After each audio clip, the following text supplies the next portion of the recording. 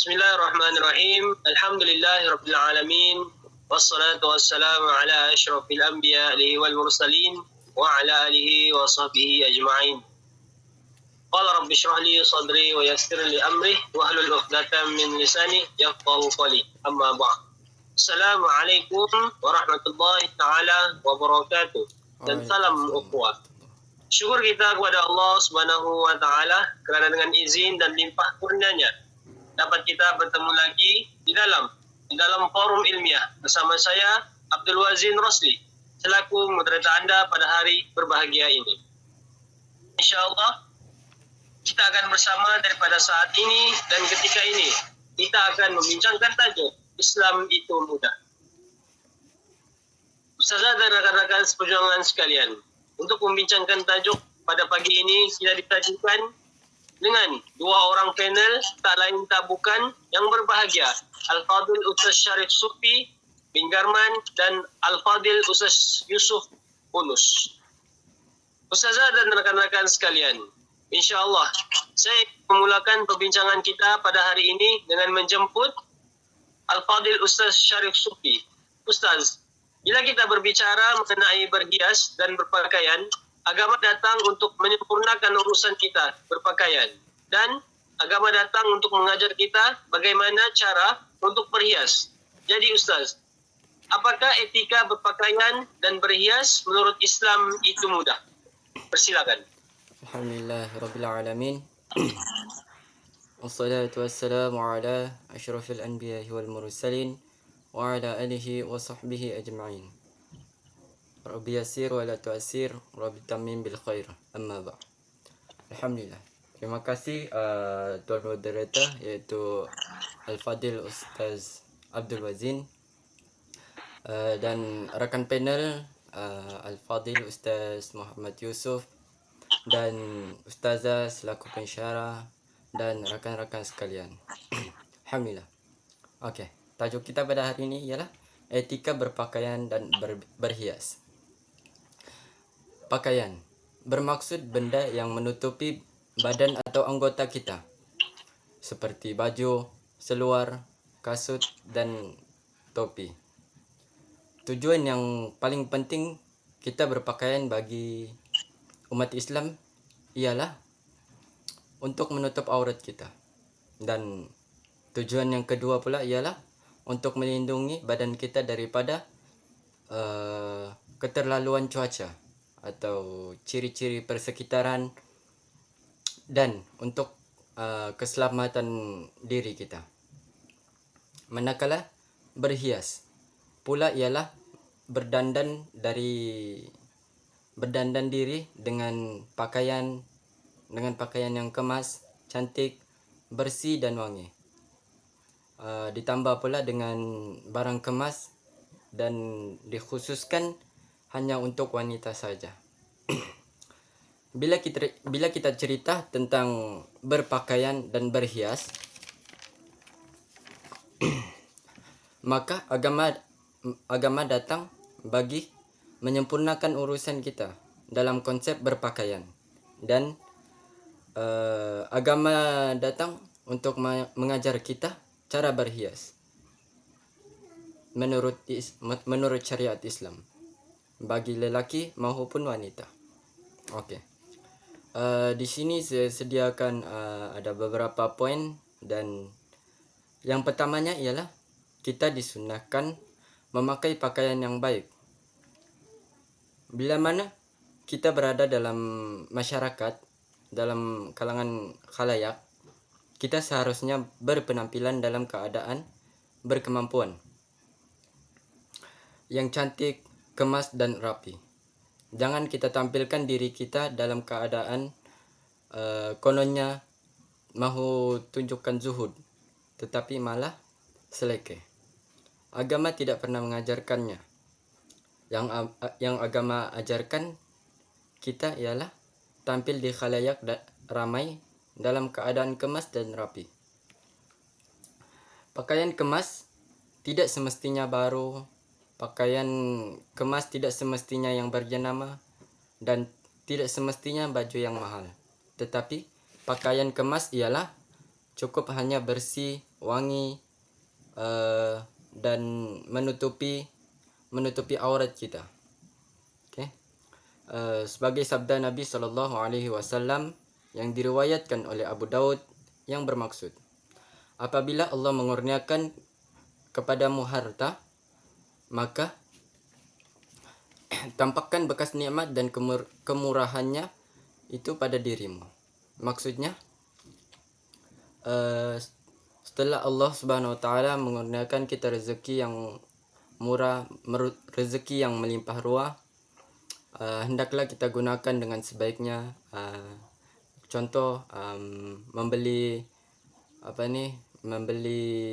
barang pakaian yang sopan dan elok.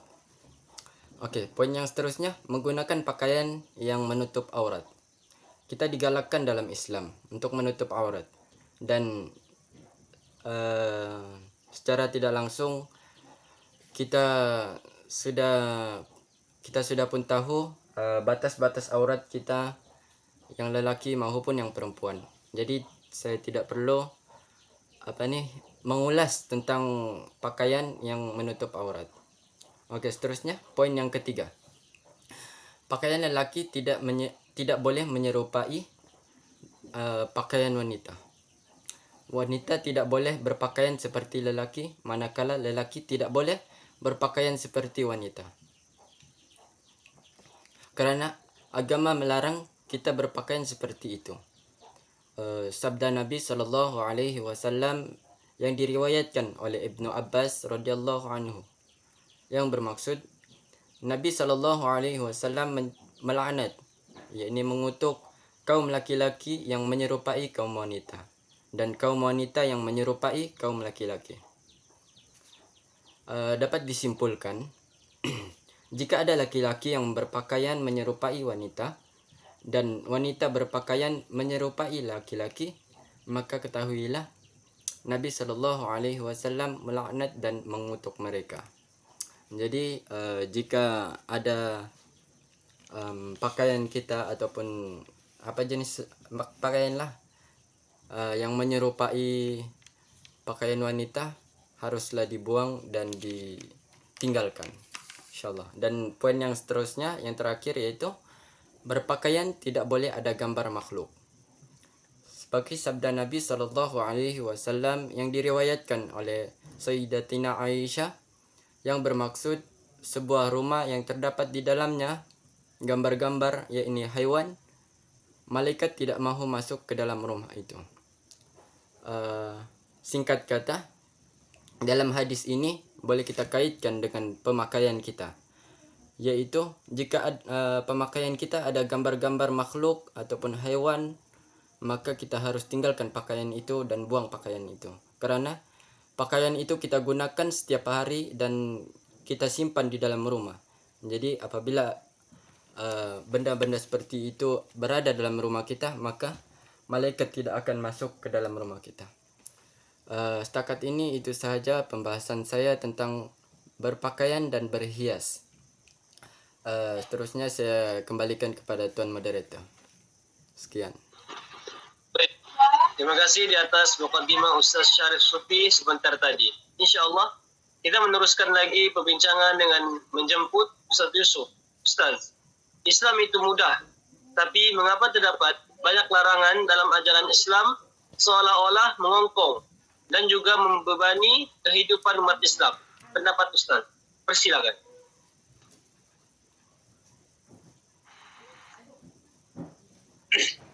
Okay, Bismillahirrahmanirrahim. Alhamdulillahi Rabbil Alamin. Wassalatu wassalamu ala asyrafil anbiya'i wal mursalin wa ala alihi wa sahbihi ajma'in.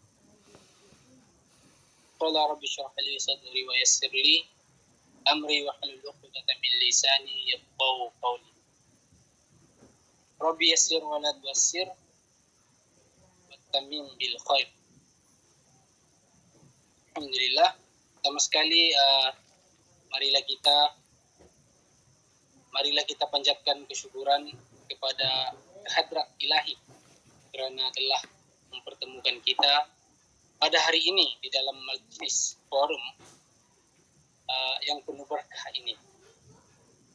tidak juga lupa agar bersalawat ke atas Nabi junjungan kita yaitu Nabi Muhammad sallallahu alaihi wasallam, serta perbanyakkanlah salawat ke atas baginda sallallahu alaihi wasallam. Terima kasih kepada Tuan Moderator Ustaz Abdul Wazin kerana telah mengajukan soalan yang amat baik. Okey. Yang dihormati Ustazah Juwairiyah selaku pensyarah, dan yang dikasihi para panel yang dikasihi rakan panel, alhamdulillah, dan juga rakan-rakan di luar sana sekalian lah. Okay, soalan tadi adalah umum, kerana poin daripada soalan tadi adalah mengapa banyak larangan. Okay, dia tanya kenapa banyak larangan. Yang sehingga menyebabkan segelintir umat Islam merasa terkongkong ataupun terbeban kerana ajaran Islam ni lah, konon-kononnya lah. Okey, pada pendapat saya, yang merasa terkongkong dengan larangan ajaran Islam ini sebenarnya adalah ulah daripada akal manusia itu sendiri. Okay? Maksudnya dorong punya akal lah. Dorong punya akal rasa tercemar.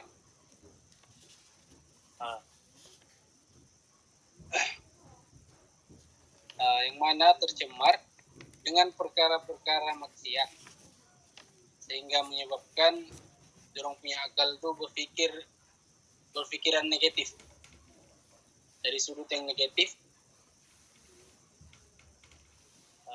Antara perkara maksiat yang terdapat dalam Al-Quran ataupun tertulis dalam Al-Quran, antaranya seperti firman Allah Subhanahu wa taala dalam surah Al-Maidah ayat 90 yang bermaksud, wahai orang-orang yang beriman, bahawa sesungguhnya arak dan judi dan pemujaan berhala dan mengundi nasib dengan batang-batang anak panah adalah semuanya kotor, keji dari perbuatan syaitan.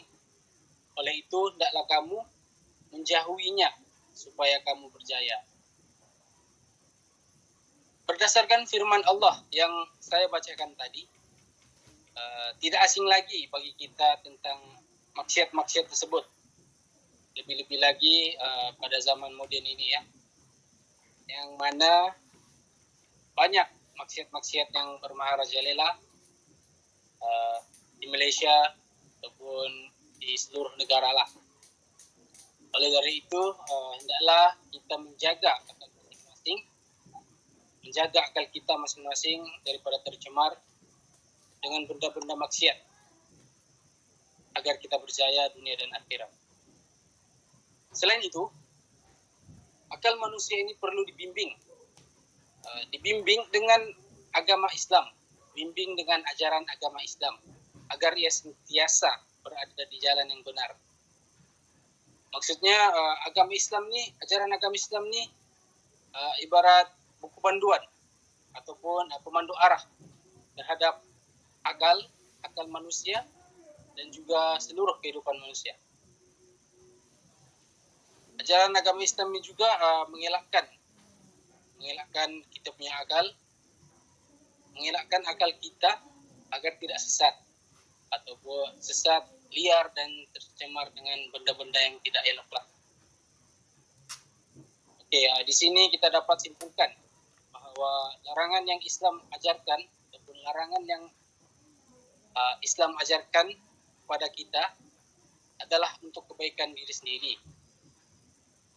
Dan bagi segelintir golongan yang merasa terkongkong tu, bagi saya mereka adalah golongan yang mana akal mereka telah tercemar dengan perkara-perkara maksiat dan juga sewaktu dengannya. Oke, itu saja daripada saya. Kembali kepada Tuan Moderator. Terima kasih. Okey, baik. Terima kasih Ustaz Yusuf. Memang jelaslah tadi apa yang disampaikan oleh beliau. Seterusnya, bagaimana pula kenyataan ataupun statement Islam cukup mudah dan jangan dipermudahkan. Ustaz Syarif Sufi, persilakan. Alhamdulillah. Alhamdulillah Rabbil Alamin. Wassalatu wassalamu ala asyrafil anbiya'i wal mursalin wa ala alihi wa sahbihi ajma'in. Rabbi yassir wa la tu'assir, Rabbi tammim bil khair. Amma ba'd. Alhamdulillah. Terima kasih Tuan Moderator atas ajukan soalan itu tadi. Okey. Islam cukup mudah dan jangan dipermudahkan lagi. Dalam firman Allah Subhanahu wa taala yang bermaksud Allah berkehendak untuk kamu kemudahan dan Allah tidak suka hal-hal yang menyusahkan. Maksudnya di situ, maksud ayat tadi Allah lebih suka dengan kemudahan terhadap kita berbanding dengan tidak suka terhadap hal-hal yang menyusahkan. Kalau dilihat dalam tuntutan agama, segala yang ada di dalamnya adalah perkara yang mudah. Jadi, kenapa kita mahu dipermudahkan lagi? Kita tengok dalam bab solat. Semasa Nabi SAW Isra' Mi'raj dari kota Madinah, dari kota Makkah ke Baitul Maqdis, kemudian dari Baitul Maqdis ke Arash dan berjumpa secara langsung kepada Allah Subhanahu wa taala, baginda mendapatkan perintah untuk melaksanakan solat sebanyak 50 kali pada mulanya. Kemudian Nabi SAW minta dikurangkan lagi sehingga berkali-kali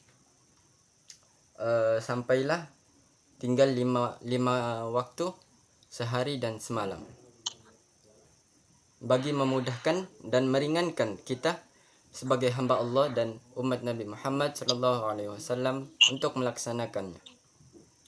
Dan kita boleh lihat juga yang asalnya kita diperintahkan untuk berdiri bagi yang mampu. Jikalau tidak mampu, maka duduklah. Dan jika tidak mampu juga, maka berbaringlah, agar kita bisa melaksanakannya. Maksudnya di situ, jika kita tidak mampu untuk mendirikan solat ketika berdiri, maka kita duduklah ketika solat. Lepas tu, jika tidak mampu duduk, maka berbaringlah. Kerana Islam itu mudah, tapi jangan kita permudahkan lagi. Kerana itu sebahagian daripada kemudahannya. Kita tengok pula dalam bab wudu. Berwudu memerlukan air. Jadi ada sesetengah tempat berlaku kemarau, ada setengah tempat berlaku tidak ada air dan sebagainya. Jadi kedatangan Islam itu meringankan kita untuk tidak perlu, walaupun tiada air, tetapi tetap juga boleh menunaikan ibadah.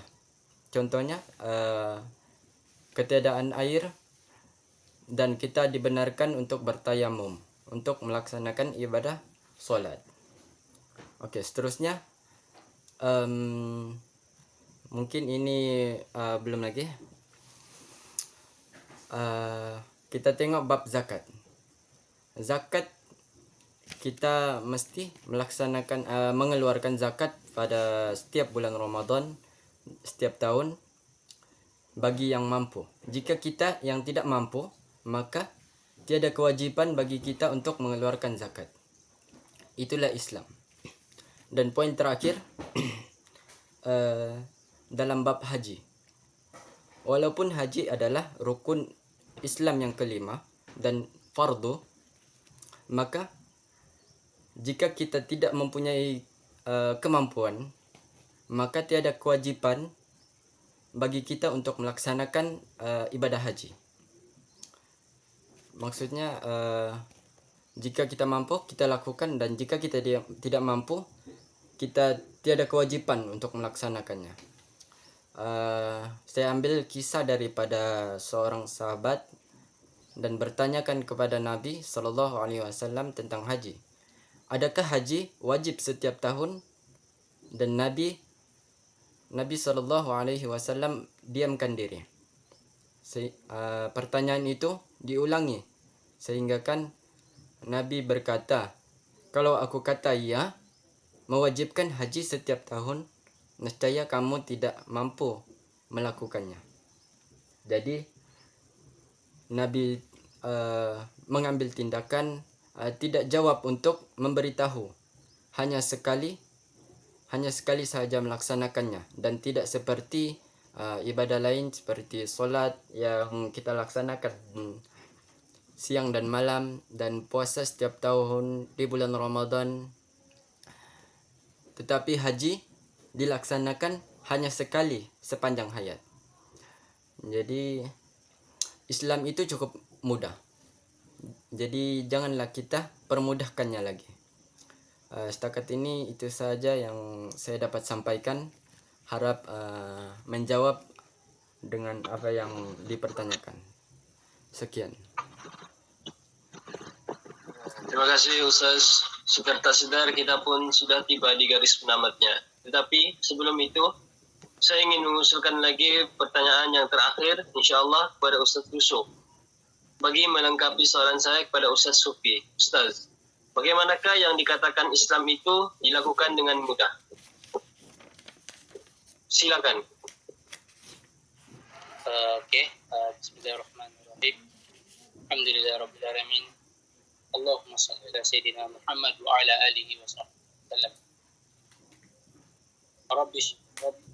Rabbi yassir wa la tu'assir wa tamim bil khair. Terima kasih kepada Tuan Moderator sekali lagi kerana telah memberikan soalan sebentar tadi. Okey, sekali lagi saya dapat soalan yang umum. Soalan yang sangat umum lah, yang mana akan sangat panjang jika dibahas satu persatu. Okey, seperti yang rakan panel saya cakap tadi, Islam itu sangat mudah.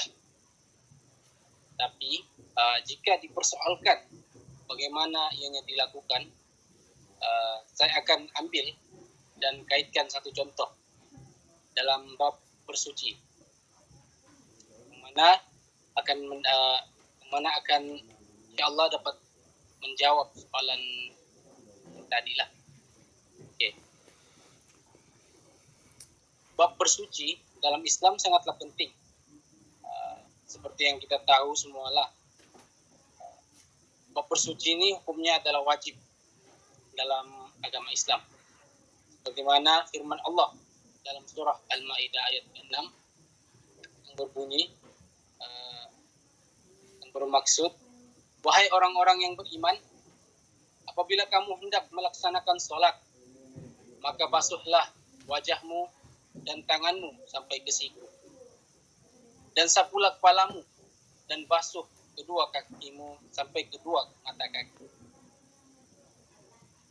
Okay.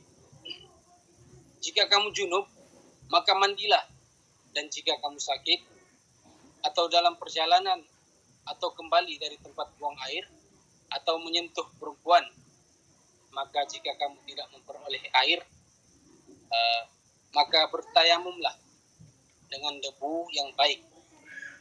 Usaplah wajahmu dan tanganmu dengan debu itu. Allah tidak ingin menyulitkan kamu, tetapi Dia hendak membersihkan kamu dan menyempurnakan nikmat-nikmatnya bagimu agar kamu bersyukur. Okey. Bab bersuci ini terbagi kepada dua bahagian. Okay, saya akan terangkan sedikit lah.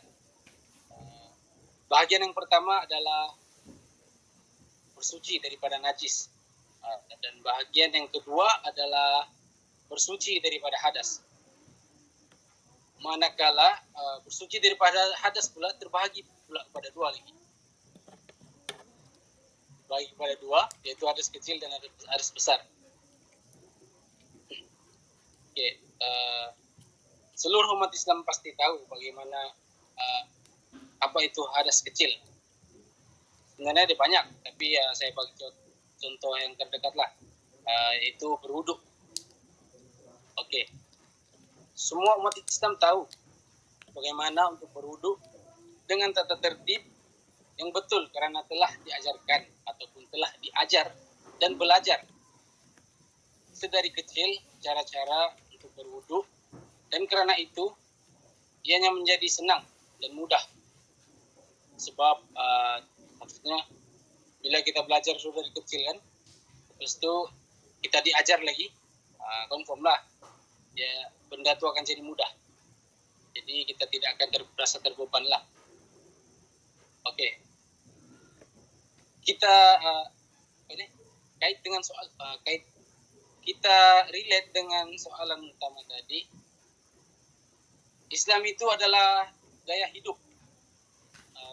Gaya hidup seseorang ataupun masyarakat, dan juga masyarakat, negara, daerah semualah, yang berpandukan Al-Quran dan hadis.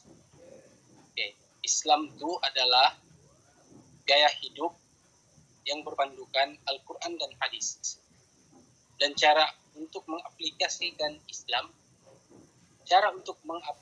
Islam ke dalam diri dengan mudah, tidak lain dan tidak bukan adalah belajar ataupun menuntut ilmu, menuntut semua ilmu tentang Islam. Kita tuntut semua apa-apa ajaran tentang Islam itu kita tuntutlah, kita belajar supaya kita punya pengetahuan lebih luas lagi. Oke, saya akan akhiri jawaban saya dengan galakan kepada Anda ataupun kepada rakan-rakan di luar sana agar menuntut ilmu agama supaya mudah untuk melaksanakan semua perintah Allah dan tidak rasa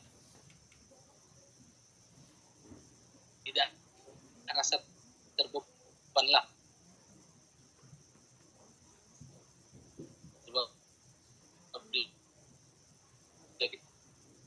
kita sudah tahu kita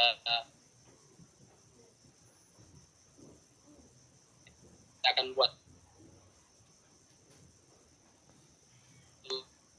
jalan. Dengarkah?